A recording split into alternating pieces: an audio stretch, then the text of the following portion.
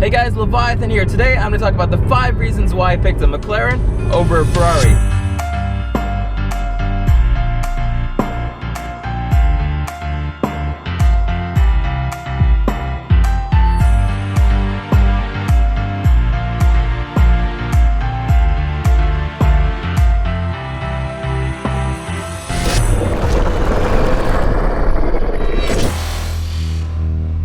Before I begin, let me say this. When it comes to cars of this caliber, it's not a logical decision of which one's quicker, prettier, or louder. For car enthusiasts, it's really about which machine you feel connected to the most. So let's begin. Number 5, spite.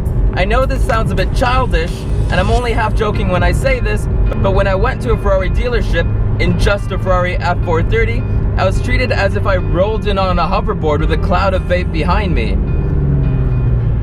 Look, if Ferrari expects their customers to wait 2 to 3 years for a 488 GTB and require their customers to spec it out with 80k worth of options, I would expect to be treated with a little bit more respect, maybe even a hello? Unfortunately for Ferrari, the McLaren dealership is directly across the street. Number 4, performance. I know that performance is the mandate of supercars, but let's be realistic here. 90% of the time, these cars are driven on the road, and hence restricted from being taken to its full potential. The other 10% of the time, you either take it to the track or teleport to Mexico for bit of spirited driving. That's a good idea. Let's go to Mexico. Hola mis amigos, estoy en Mexico. So the performance of this car is just insane. I don't know how to actually describe how quick this car actually is.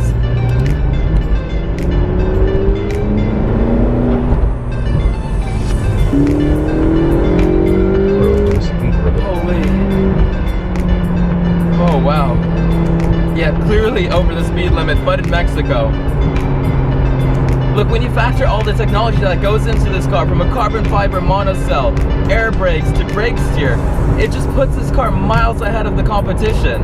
Number 3, the brand. Look, when I went to McLaren, wearing a shirt I got for $9.99, which is clearly 2 sizes too small, I was greeted with, "Hello sir, here are the keys to a 12C and a 650S, enjoy." I just feel that the brand of McLaren is geared more towards drivers than it just being a status symbol. We're over the speed limit.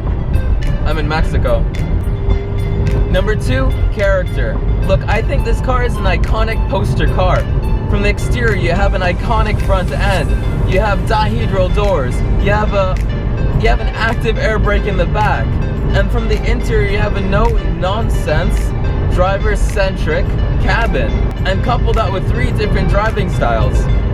You could put the roof down for stealth mode, or drop the rear window down to get that crazy exhaust note. And finally, complete open top experience. That just gives this car so much more character and personality. And the way it drives, it has a heart, it has a soul. Which finally leads me to point number 1, and that is the X Factor, which essentially invalidates everything I've said until this point. James May refers to this as the fizz, and that's exactly what it is. It's that sensation you get when you drive the car. The best way for me to possibly articulate my point is when I was 8, and my mom got me this toy monster truck. All I wanted to do was play with that thing. When I was at school, all what I wanted to do was leave school early so I could play with the thing. I love that car, and that's exactly how this car makes me feel. And in the end of the day, you don't have to justify which car you buy to anyone. For me, it's just that 8-year-old boy inside me with a dream and an illogical obsession for cars. So thanks for watching, guys. That's essentially why I picked a McLaren over a Ferrari. Still in Mexico.